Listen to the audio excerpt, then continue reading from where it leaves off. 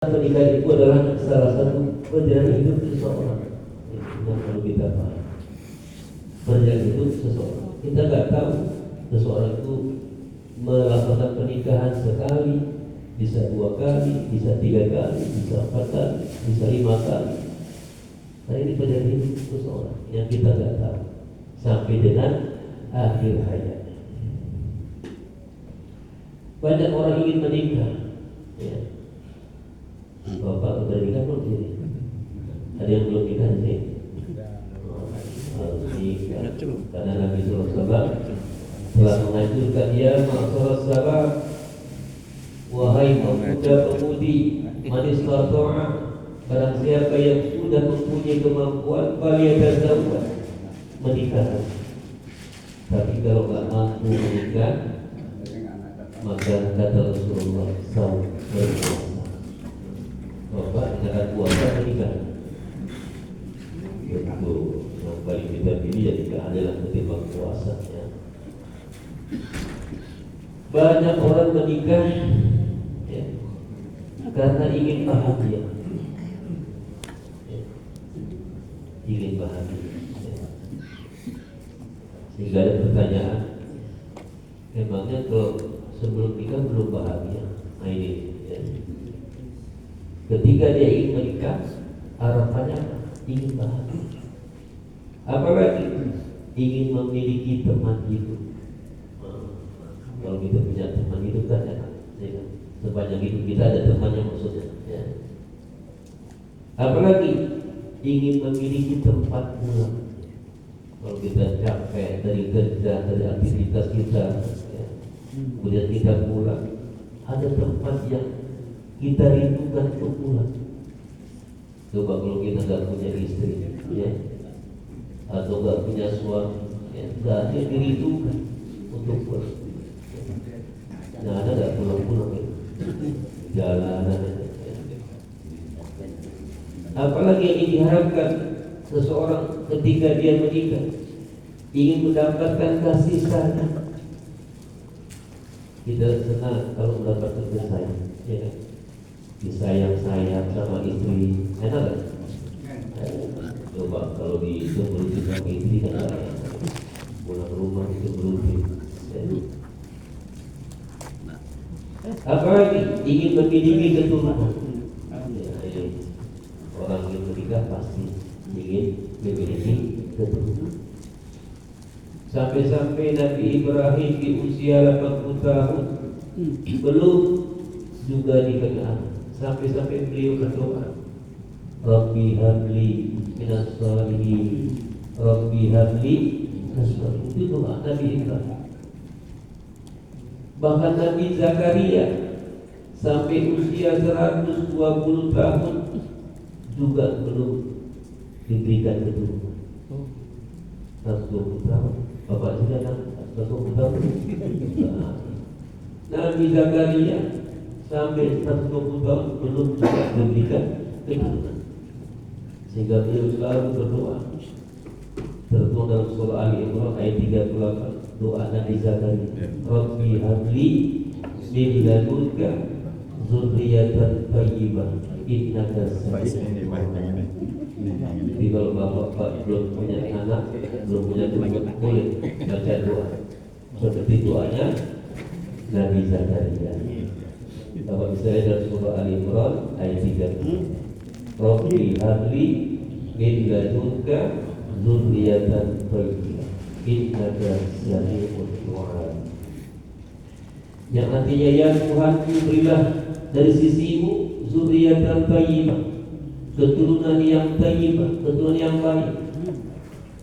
Makna keturunan yang baik adalah termasuk di dalamnya soleh, soleha, pintar, ya, penurut, cerdas, baik.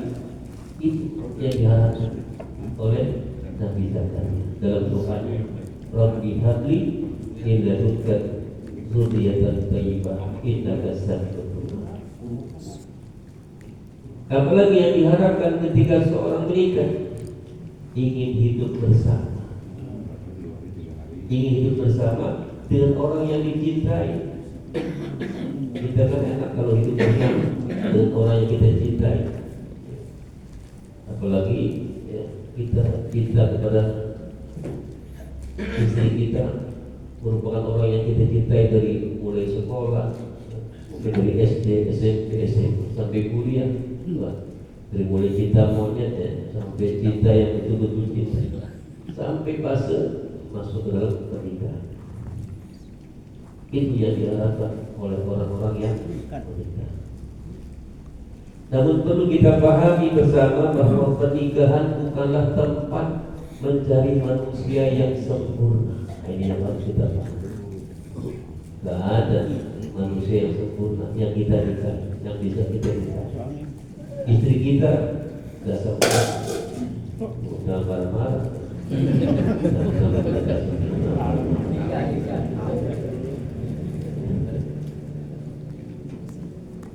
Istri kita pasti tidak sempurna.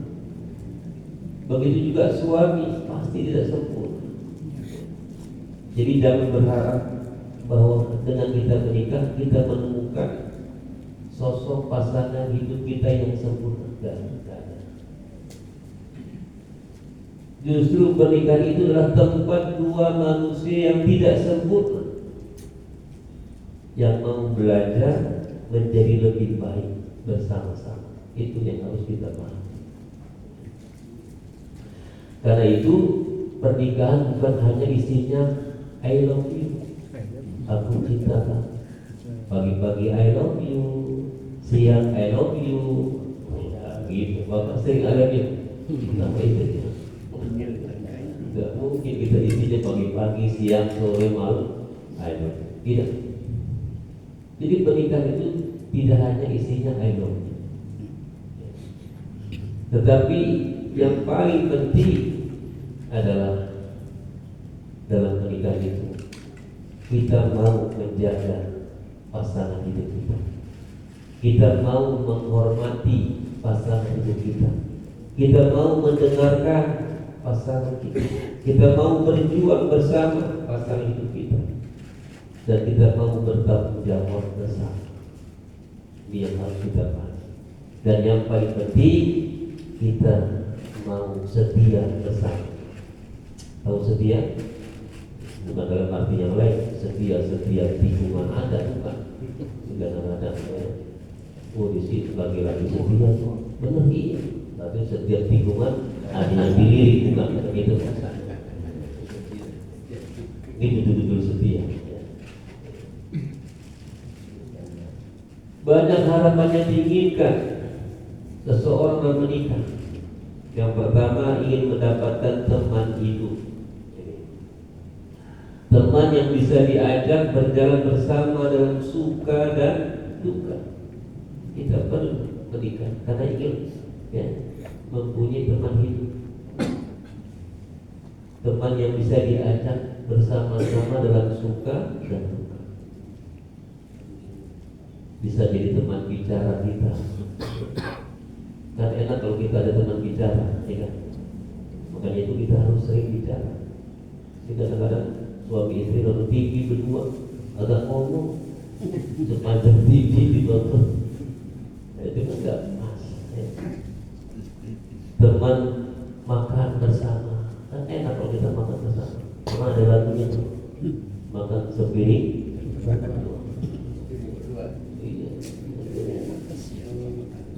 Kadang-kadang istri ada yang ngasih makan suami dan kasih makan itu istri jalan nggak gitu temannya. Ketika suami makan, istri menemani. Kalau bisa bersama-sama. Mungkin kadang-kadang saking repotnya istri ya udah makan duluan, sambil makan sambil goreng tempe, dia makan tempe, dia makan tahu. Pas waktu makan kenyang dia, terus dapat teman makan. Harus makan bersama, karena istri atau pasangan atau suami itu teman makan kita. Atau kalau kita nggak sempat makan di rumah, ya makan di restoran, ya. Di restoran yang mahal, ya. Yang satu porsi 5 juta tak mahal. tambah 5 juta, pas paginya dia nggak ke toilet, nggak ke WC, saya 5 juta, nggak mesti juga, tetap ada, tetap aja dibuang. Apalagi teman berbagi cerita pasangan hidup kita. Ya kita cerita, suami cerita, istri. Yang paling banyak tuh, yang banyak cerita biasanya istri. Ya. Karena istri itu memang dikodratkan banyak apa cerita. Dan kita sebagai suami, ya dengerin cerita. Kalau perlu kita berbagi cerita. Kalau bapak nggak bisa cerita, beli buku cerita. Ya. Cerita Sega Ancil, ya, cerita. Pokoknya cerita aja. Yang penting ada cerita. Ada cerita itu, ya, menunjukkan bahwa kita perhatian. Teman ketika kita sehat, ya, termasuk juga teman ketika kita sakit. Itu istri kita, istri sakit atau kita sakit, ya, itu jadi teman kita. Kalau perlu yang pijit-pijitan, pijit-pijitan, capek deh, udah nggak apa-apa. Termasuk pasangan hidup kita adalah teman ketika kita di usia muda. Termasuk teman ketika usia kita semakin tua. Jangan semakin tua kita dijauhin, jalan masing-masing. Kadang-kadang suka gini ya, jalan masing-masing. Suami di mana, istri di mana. Kemudian malas jadi berganti tangan. Gak gitu, harus bersama-sama. Karena itulah tujuan daripada pernikahan. Apalagi harapan orang ketika menikah. Yang kedua adalah ingin memiliki seseorang yang bisa mendengar, bisa menerima, bisa menghibur, menghibur ketika kita pulang, dalam keadaan lelah, capek. Pas kita pulang ke rumah, kita lelah, capek, dihibur. Papa, ayah sudah pulang, gitu. Jangan pulang agak disambut istrinya kemana ya, main ke rumah tangga ya kan. Tahu suami jamnya pulang, dia nggak di rumah, keluyuran juga gimana. Yang ketiga, orang ingin menikah, ingin mendapatkan perhatian. Kita senang kalau istri kita perhatian. Dengan pertanyaan-pertanyaan simpel saja, ringan saja gitu. Hari ini capek ya, hari ini ada masalah ya. Ini pertanyaan seperti ini ya, memberikan perhatian buat kita. Oh, rupanya istri kita perhatian, tahu kalau kita capek gitu. Jangan kita capek ya, dicuekin aja, nggak dikasih minum, nggak dipijitin, ribet urusan itu. Dan yang keempat, orang yang menikah mempunyai harapan ingin bersama-sama, orang yang mau diajak kerjasama. Nah ini, ingin bersama orang yang mau diajak kerjasama. Ketika ada masalah ekonomi, ada masalah pekerjaan, ada masalah anak, ada masalah pendidikan, dan ada masalah lain dalam keluarga kita. Ya. Setiap ada masalah, kita kerjasama. Jangan lempar-lempar, itu masalah bapak, itu masalah ibu. Tidak bisa. Harus bisa kan kerjasama. Yang kelima, harapan orang menikah adalah ingin mendapatkan ketenangan dalam hidup. Inilah dikatakan dalam Al-Quran sebagai sakinah. Surah firman Allah dalam surah Ar-Rum ayat 21, wa min ayatihi an khalaqa lakum min anfusikum azwajan litaskunu ilaiha wa ja'ala bainakum mawaddatan wa rahmah. Inna fi dzalika laayatin liqaumin yatafakkarun. Wa min ayatihi, dan dari banyaknya tanda-tanda kebesaran Allah, begitu banyak tanda-tanda kebesaran. Di antaranya an khalaqalakum min anfusikum azwaja. Allah ciptakan buat kalian, wahai laki-laki, wahai manusia, azwaja, pasangan hidup kita.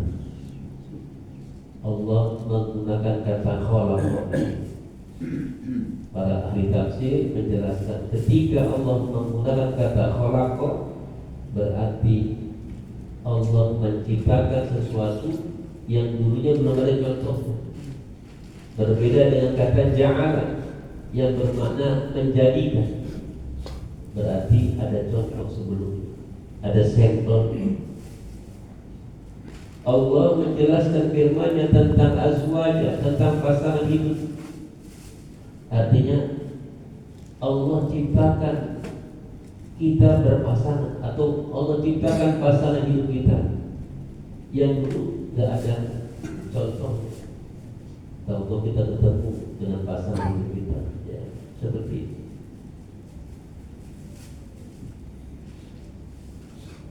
Apa yang diharapkan? Allah ciptakan pasangan hidup kita, azwaj, litaskunu ilaiha. Inilah yang Allah inginkan, ya, dalam berpasangan, agar kita menjadi orang yang tenang dalam hidup ini, ya, bahagia, tenteram. Itu makna litaskunu atau sakinah.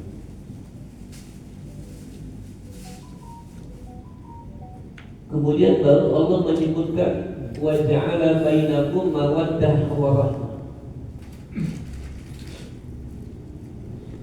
Kalau kita ingin mendapatkan ketenangan dalam berumah tangga dengan pasangan hidup kita, maka Allah juga jadikan di antara kita dalam berpasangan mawaddah wa rahmah. Apa makna mawaddah? Makna mawaddah adalah cinta, ya. Cinta yang diawali dengan ketertarikan. Bisa karena ketertarikan fisik kita, ya. Istri kita senang dengan kita karena kita ganteng, ya, putih, bersih, wah, pintar. Boleh jadi itu ketertarikan.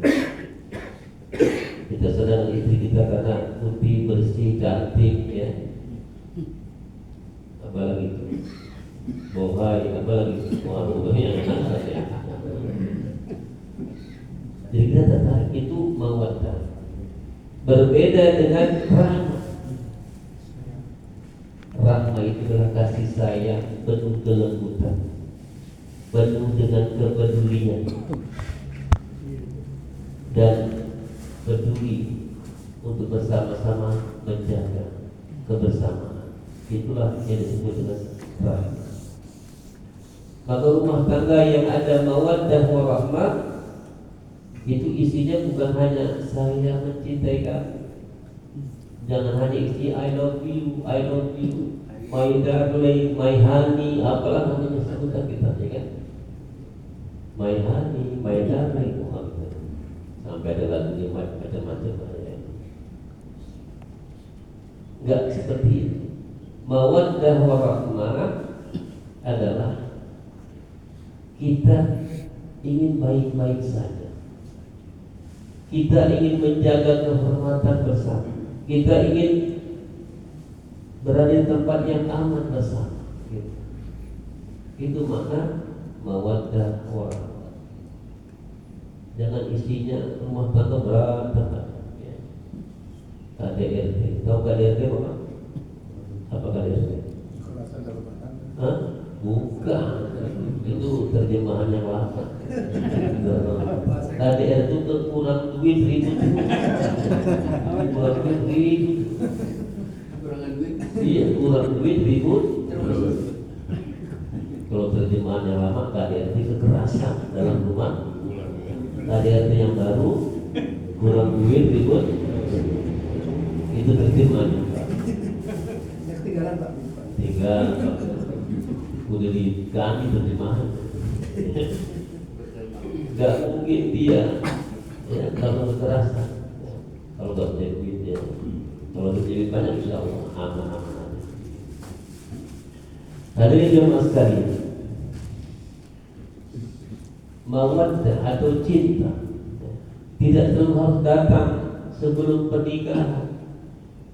Ya, karena ada orang menikah itu karena sudah memiliki cinta yang kuat. Dari SMP, SMA dia pacaran, bahkan kuliah, ya. Kemudian dia menikah. Tapi ada juga orang yang menikah tanpa dahulu dengan cinta. Tahu tuh disuruh nikah sama gurunya, ya kan? Di pesantren, udah kamu nikah aja. Oh saya nggak cinta, udah nikahin. Ada yang seperti itu, ya kan? Ada yang dia menikah udah cinta dari dulu. Punya memori yang begitu banyak lah, ya kan? Bahkan lagu-lagu banyak yang di lagu-lagu kenangan bagi dia. Wow. Ada yang begitu mengawali. Ada juga yang menikah nggak pakai gitu-gituan, pokoknya nikah. Harapan nanti setelah nikah baru tumbuh cinta. Begitu. Bisa memang ya, kita akan tumbuh cinta. Tentu setelah melihat akhlak pasangan. Bagaimana akhlak pasangan? Ya, kalau akhlaknya beda ya bagaimana mau tumbuh cinta? Ya. Melihat tanggung jawabnya, gimana tanggung jawabnya sebagai suami, sebagai istri. Melihat kesetiaannya, ya. Termasuk melihat kesabaran.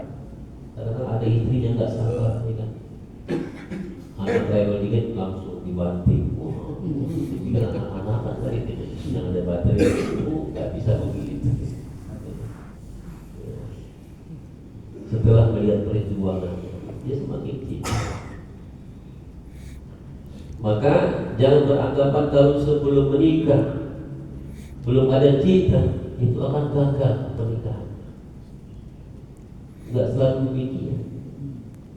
Sebaliknya juga jangan pula berpikir menikah saja dulu. Ya. Nanti cinta pasti akan tumbuh. Ini juga enggak jaminan juga.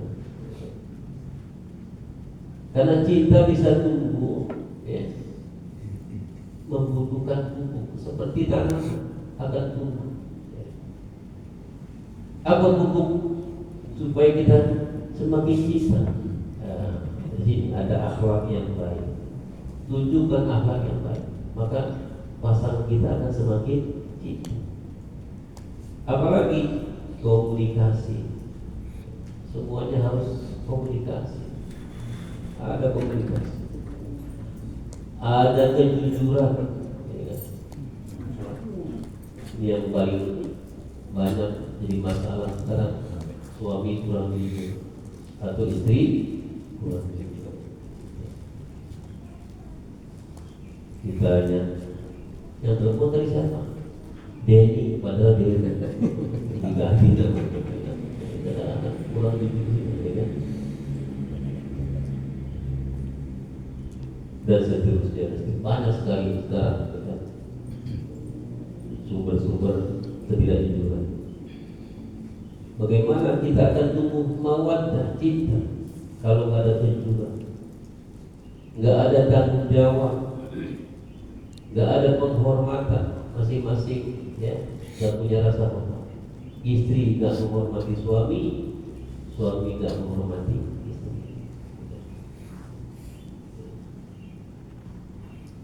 Kemudian juga kesetiaan, ini juga pupuk untuk tumbuhnya mawaddah, cinta, setia. Termasuk juga perhatian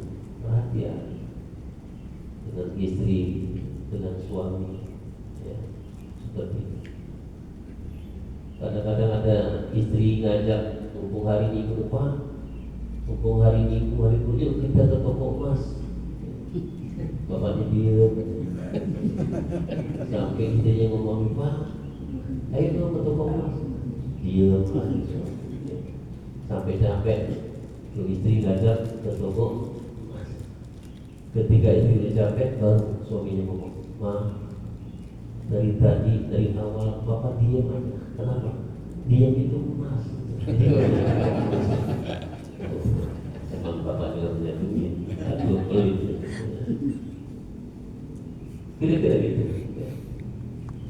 Perhatian seperti ini kan menjadi pupuk mawaddah, pupuknya cinta. Jadi kalau orang setelah menikah kasar, suka menghina, suaminya Betawi, istri Jawa, ketika berantem dasar Jawa itu dasar Sunda.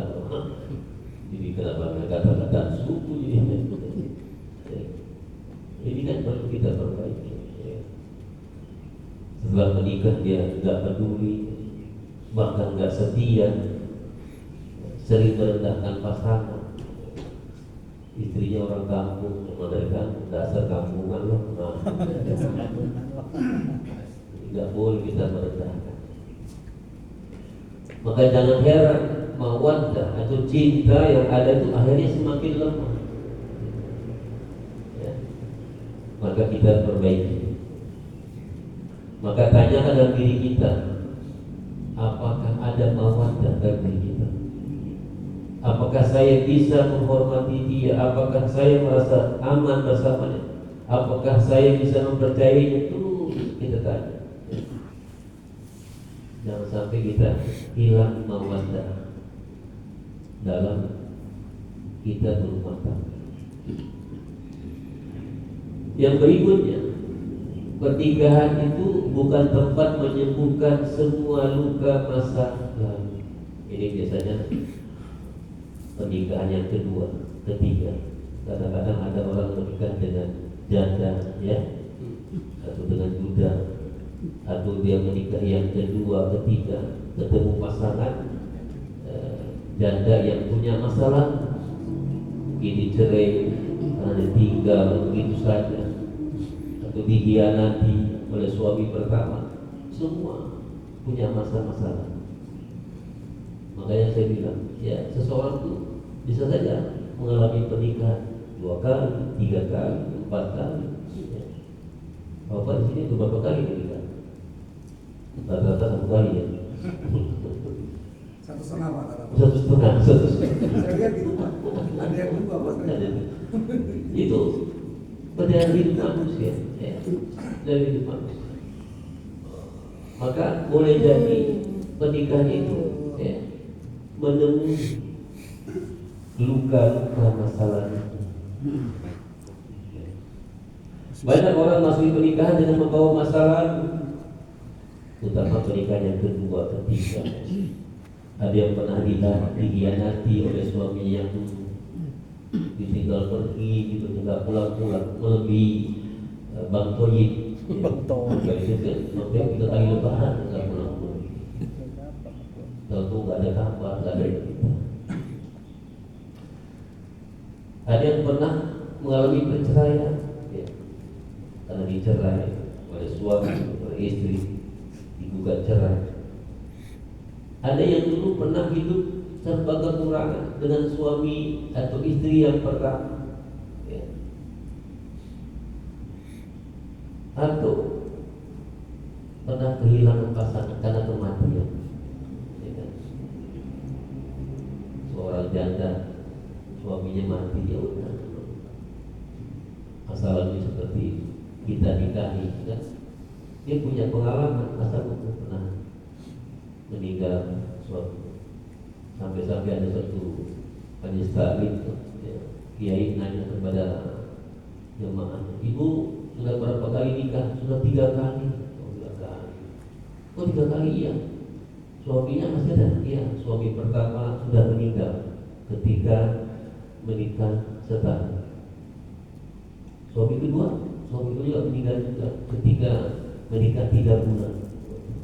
Suami ketiga meninggal juga ketika menikah sebulan. Wah, maka yang keempat gak berani lagi. Nggak boleh nikah. Menikah juga lagi. Ya itu kan masalah. Bisa jadi menjadi tahu, ya kan? Nah, meninggal suaminya, karena meninggal istri, lagi kayak gitu seminggu atau trauma karena masalah ekonomi. sehari. Semua pengalaman-pengalaman itu bisa membentuk cara orang melihat pernikahan. Ya. Misalnya seorang yang pernah ditinggalkan karena tidak pernah diberikan nafkah oleh suaminya.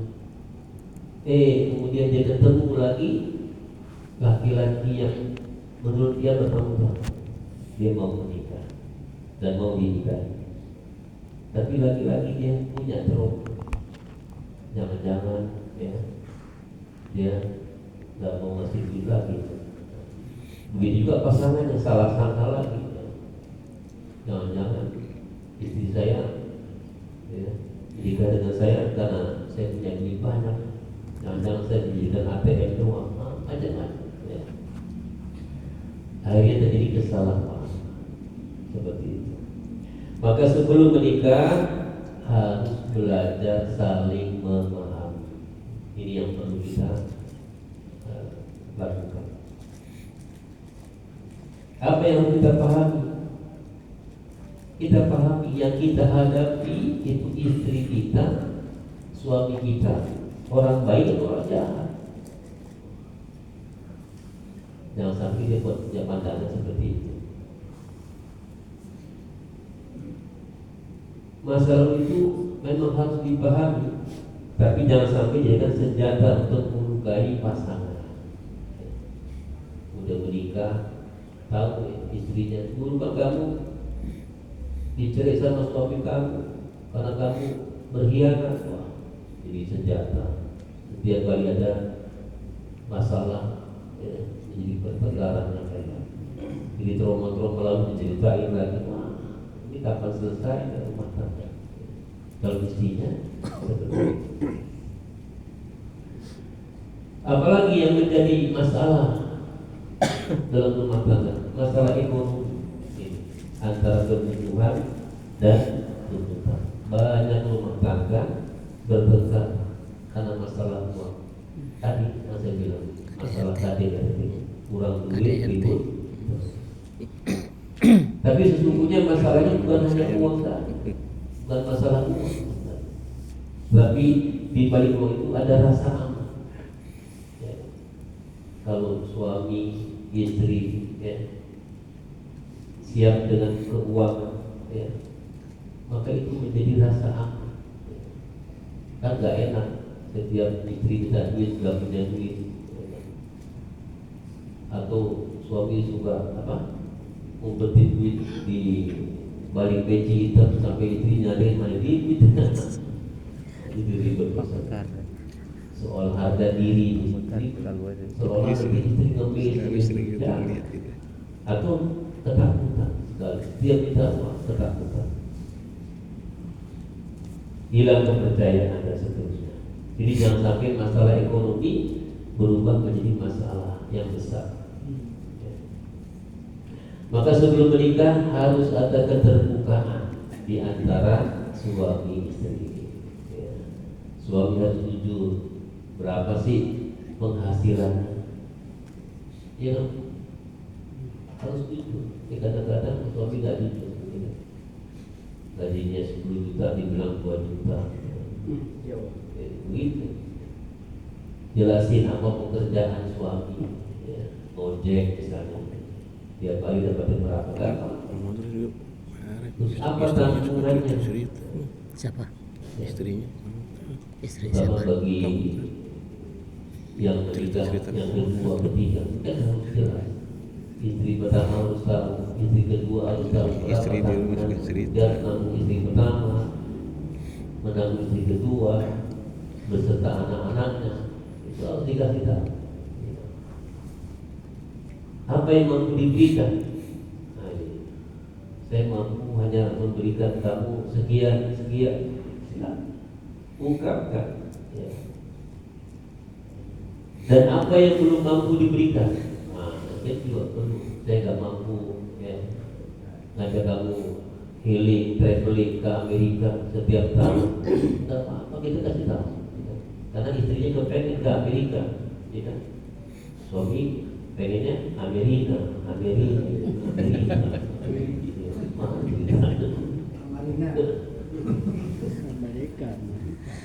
Dan istri juga harus jujur apa kebutuhannya, ya kan? Beli make up berapa, skincare berapa, itu supaya glowing, mukanya berapa harganya, ya harus diceritakan. Kalau mau suami mampu beli, ya. Apa sih kebutuhan anak-anaknya, ya dikalkulasi buat biaya sekolah, biaya kuliah, mana yang wajib, mana yang bisa ditunda, dijelaskan, mana yang bisa disederhanakan, seperti itu. Jadi jangan membangun rumah tangga dengan kebohongan, itu. Atau jangan menjanjikan yang sebenarnya dia nggak mampu. Gitu. Nanti tahun depan ke Australia, tahun depan ke Eropa, ya orang tukang ngojek, apa namanya, menjanjikan ke Eropa, rupanya ke Bogor, yang seperti masa Eropa itu di BNR, Bogor Nirwana.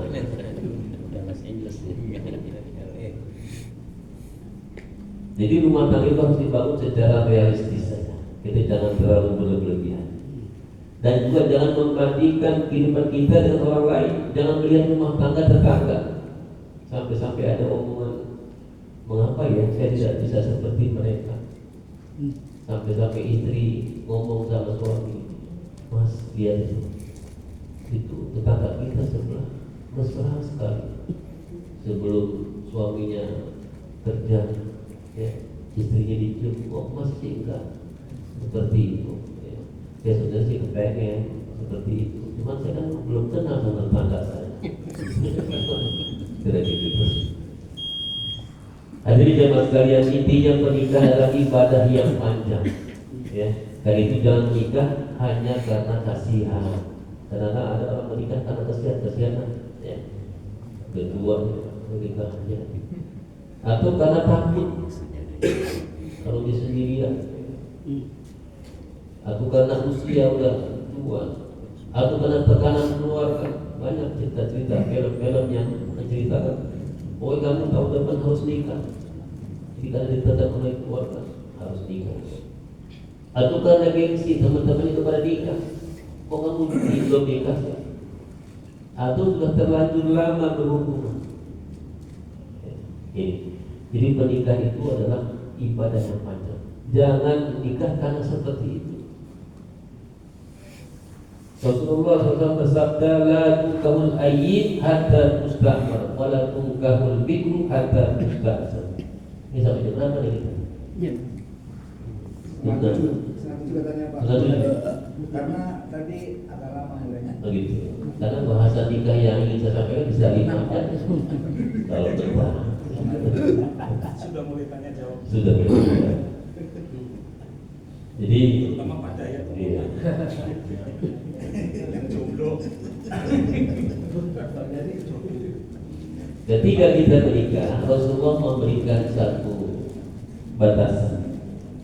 La tunkahul ayyib hatta tusta'mar. Seorang janda tidak boleh dinikahkan sampai dimintai persetujuannya. Wala tunkahul bikr, dan jangan dinikahi wanita yang perawan sebelum dimintai izinnya. Baik dia janda, baik dia perawan, harus diminta kerelaan. Itu juga dinikahi. Jangan kita menikahkan aja sebagai seorang wali, ya. Dan intinya pernikahan itu harus betul-betul rela, baik laki-laki atau perempuan. Ada lagi orang berharap pasangan hidupnya itu nanti akan berubah setelah menikah. Ya. Ada orang kan berkata gini, nanti kalau sudah menikah dia pasti berubah. Ya. Nanti kalau sudah menjadi istri saya dia pasti tidak seperti sekarang. Ya, kalau sekarang kan putus, ya kan, ngomel, mudah-mudahan nanti setelah menikah nggak gitu lagi. Dan seterusnya harapan itu boleh saja. Tapi tentu jangan menjadi harapan sebagai satunya dasar pernikahan kita. Karena apa yang terlihat sebelum menikah itu harus juga menjadi perhatian kita. Kalau sebelum nikah dia beli mentit, ya, nggak tanggung jawab, malas, apa bisa berubah setelah menikah? Memang manusia tidak berubah, tapi ya harusnya ya, tanyakan kepada pasangan kita, apakah dia mau berubah? Mau berubah nggak? Syukur-syukur bisa berubah. Ya. Ada lagi yang paling berbahaya dalam pernikahan, ketidaksetiaan dalam rumah tangga. Ini juga menjadi cikal bakal ya, perselingkuhan. Biasanya yang paling banyak itu perselingkuhan itu karena ketidaksetiaan, dia ketidakjujuran. Ya. Tadi nomor-nomor handphone, nama-namanya diganti, ya. Dewi diganti Dewi, ya. Ya, kan? Diganti Pak Lurah lah, diganti Pak Camat lah. Padahal teman-teman selingkuhannya tidak. Di zaman sekarang banyak sekali, ya. Bahkan di TikTok banyak sekali, ya. Orang menawarkan diri, ya. Apakah kamu mau jadi pasangan saya? Begitu. Ini menyangkut kejujuran, menyangkut amanah, menyangkut kesetiaan dalam rumah tangga. Islam menjaga kehormatan hubungan antara laki-laki dan perempuan, sampai Allah ingatkan wala taqrabuz zina innahu kana fahisatan wa sa'a sabila. Allah menjelaskan di situ wala taqrabu, jangan dekati. Bukan jangan berbuat zina, tapi wala taqrabu, jangan dekati hal-hal yang bisa mengarah-arahkan menuju kepada berzina, yang boleh jadi diawali dengan ketidakjujuran suami atau istri, sehingga terjadi perselingkuhan. Perselingkuhan itu bisa laki, bisa juga perempuan, bisa suami, bisa juga istri. Bahkan ada laporan yang saya baca, kalau perselingkuhan laki-laki itu malah ya, cepat ketahuan. Berbeda dengan perselingkuhan kalau dilakukan oleh perempuan, gitu. Rapi mengemasnya, gitu. Serapi-rapinya perselingkuhan, ketidakjujuran, sampai kita mati gak ketahuan, tetap saja itu sebuah dosa bagi kita. Ya. Inilah rumah tangga yang harus kita bangun dengan sebaik-baiknya. Kullukum ra'in wa kullukum mas'ul an ra'iyati. Begitu kata Nabi SAW. Setiap kali ada pemimpin dan setiap kali akan diminta bertanggungjawab. Oke, tidak ketahuan di dunia perselingkuhannya sampai mati, tapi kan nanti ditanya sama Allah Subhanahu wa Ta'ala, di mana kejujuran kita. Maka itu kita perbaiki ya, pernikahan kita, mumpung kita masih hidup, agar pernikahan kita betul-betul membuahkan sakinah yang di dalamnya ada mawaddah warahmah. Mudah-mudahan kematian kita penuh sakinah, mawaddah warahmah. Amin ya rabbal alamin. Mungkin ada yang bertanya sebelum kita selesai. Daripada Pak Edi duluan, saya duluan nih. Saya duluan nanya. Ya, silakan. Bismillahirrahmanirrahim. Iya. Pertama, dalam satu pernikahan itu perlu ada satu dasar nikah. Yang kedua, motivasi nikah. Kalau dalam satu hadis dikatakan tunkihul mar'a arba, bahwa persyaratan untuk nikah itu bukan kepada cantiknya, tampan, harta kekayaan atau prestise. Jadi siapa saja yang nikah atas dasar karena dia tampan cantik, karena harta kekayaan atau prestisenya, maka laknatullah. Hanya barakallah kalau dia memilih kepada din. Itu kira-kira gambar bahwa nah din inilah yang jarang terjadi, orang menilai untuk pernikahan atas dasar din jarang. Dan kerja itu pertama. Nah, karena mereka tidak melakukan satu dasar din, maka di dalam walimatul urs, di dalam melakukan pesta perkawinan, ini yang sangat sensitif. Kenapa sangat sensitif? Orang melakukan walimatul urs sekarang ini bukan semata untuk memproklamirkan bahwa dia ini anaknya sudah sah nikah, tapi semata-mata orang yang diundang harus memberi amplop, kewajiban. Coba kita sekarang ada orang nikah ngundang kita nggak pakai amplop, apa mau? Kan enggak, artinya kan ini satu kejahatan sebenarnya. Menurut pribadi saya itu adalah siapa yang nikah karena mengharapkan amplop adalah satu kejahatan. Sehingga saya mengikhlaskan kalau bapak-bapak ngundang saya nggak akan pakai amplop ini. Wah ya, kalau ngasih amplop memang nggak ada sunahnya, itu nggak wajib. Sekarang kemarin saya kasih 50.000 daripada beli 50.000 kan berat itu kan sekarang. Ya bagi orang kaya mampu mah nggak ada masalah 50.000, tapi bagi orang susah 50.000 itu apapun menyiksa, maka itu satu kejahatan. Jadi pertanyaannya apa? Pertanyaan. Ya itu, jadi jangan sampai orang nikah itu semata-mata ada bisnis di dalam amplop. Itu jahat itu. Jahat. Nah yang kedua, KDRT baru nih Pak, yang Bapak pertimbangan tadi. Kenapa terjadi KDRT baru? Kita buktikan saja. Paling banyak perceraian gugat cerai itu di Jawa Barat hampir 99.000. Itu nih kedua di daerah Jawa Timur, kemudian Jawa Tengah. Itu karena memang masalah uang. Kenapa masalah uang? Karena itu ulah pemerintah. Suaminya dibikin nganggur semua sekarang ini, banyak rata-rata di PHK. Itu kan memang dibikin miskin. Itu. Jadi sebenarnya ada hubungan dengan pemerintah itu. Jadi jangan main-main. Nah yang kedua, sudah tahu nganggur, Mas naik dulu, istrinya kesel akhirnya. Iya, Masnya naik dulu. Udah tahu nganggur, Masnya naik dulu, kesel istri. Nah jadi menyebabkan gugatan cerai. Nah yang terakhir, untuk menggugat cerai, KUHP baru sekarang ini lebih sadis. Istri bisa menggugat suami bercerai dengan alasan ribut-ribut terus, walaupun nanti suami tidak datang di pengadilan, walaupun suami tidak setuju, itu bisa digugat cerai. Undang-undang baru itu. Makanya hati-hati Pak, kalau sayang istri jangan sampai ributin atau bisa digugat cerai kita. Ya, terima kasih, sekian. Assalamualaikum warahmatullahi wabarakatuh. Ada lagi yang bertanya tadi? Ya silakan Pak. Biar sekaligus kita jawab. Ya, assalamualaikum Ustaz. Jadi gini, kita dalam kehidupan sehari-hari itu kan banyak sekali cerita gitu. Iya. Bagaimana keluarga itu menjadi keluarga sakinah mawaddah warahmah. Ya. Ada prinsipnya begini prinsipnya Ustaz. Nggak apa-apa suami saya istilahnya isinya dikeluarin gimana aja nggak apa-apa, yang penting botolnya kembali. Itu gimana Ustaz? Itu satu. Kedua, bagaimana dengan pernikahan juga yang kadang salah satu baik calon istri maupun calon suami itu sakit parah, tapi terpaksa dikawinkan, sehingga pada sebulan kemudian atau berapa minggu kemudian salah satu itu meninggal karena dia sakit gitu kan ada kejadian-kejadian seperti itu. Nah itu menurut Islam gimana ya Ustaz? Apakah itu nanti bisa disebut menjadi suatu keluarga yang sakinah mawaddah warahmah atau bagaimana? Karena menikahnya itu kayak dipaksakan tadi itu gitu. Makasih Ustaz. Baik, dua dulu ya. Ini kalau saya jawab rinci itu sampai 12 siang.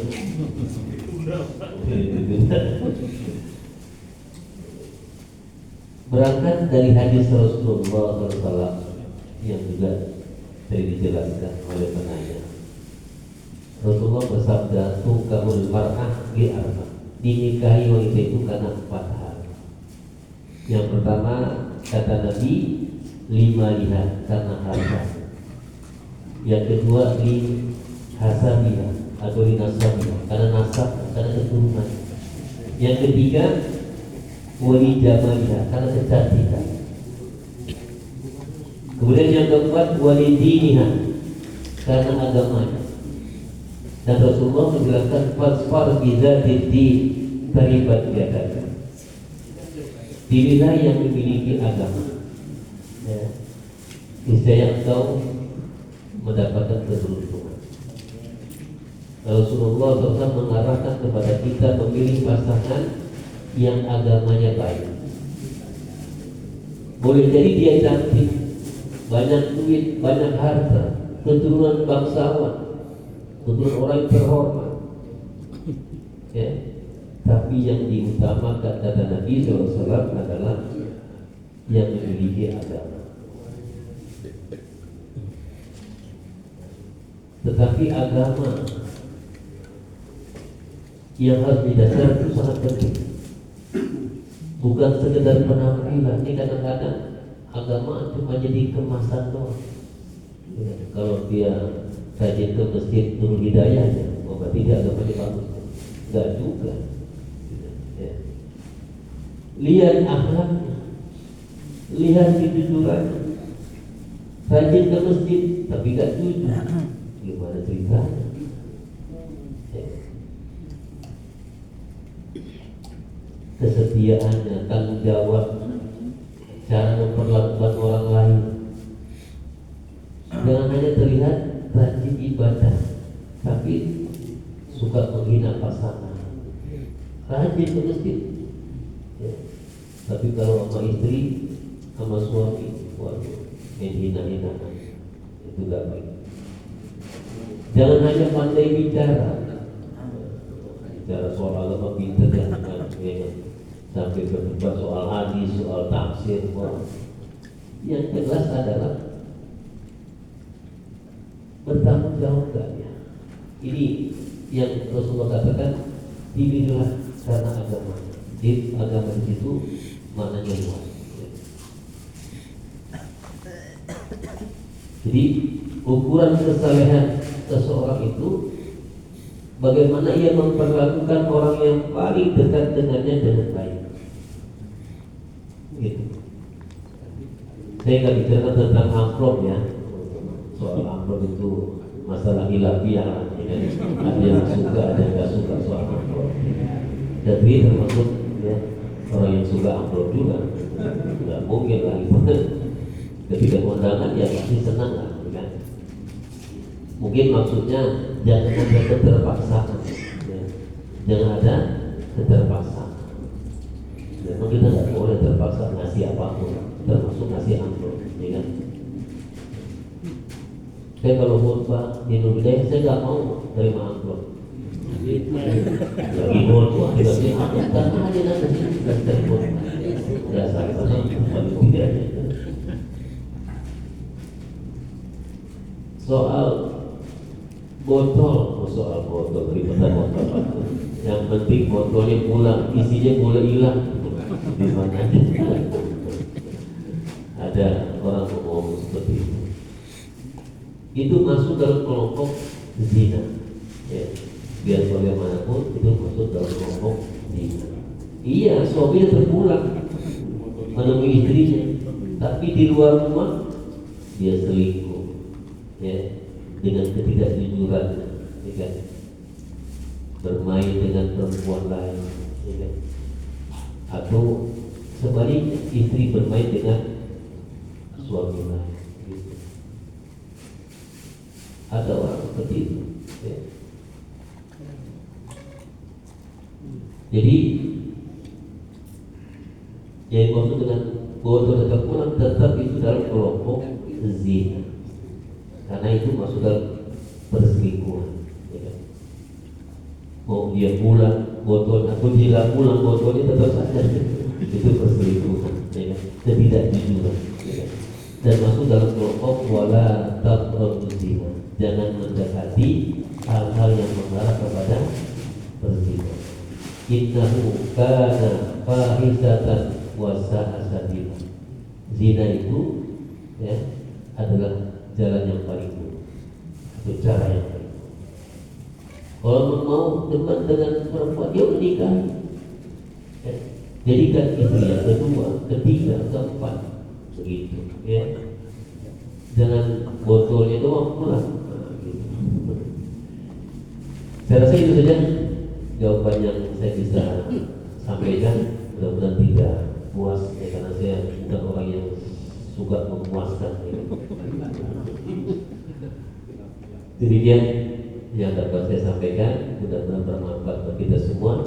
Akhirnya mari kita akhiri dengan Ummul Quran Suratul Fatihah. Mudah-mudahan kajian kita yang kita kaji pada hari ini menjadi ilmu yang bermanfaat, yang bisa menjadi motivasi kita untuk meraih bahagia dunia wal akhirat melalui pernikahan kita dengan pasangan hidup kita. Dan mudah-mudahan semua yang di sini pernikahannya membuahkan pernikahan yang sakinah, penuh mawaddah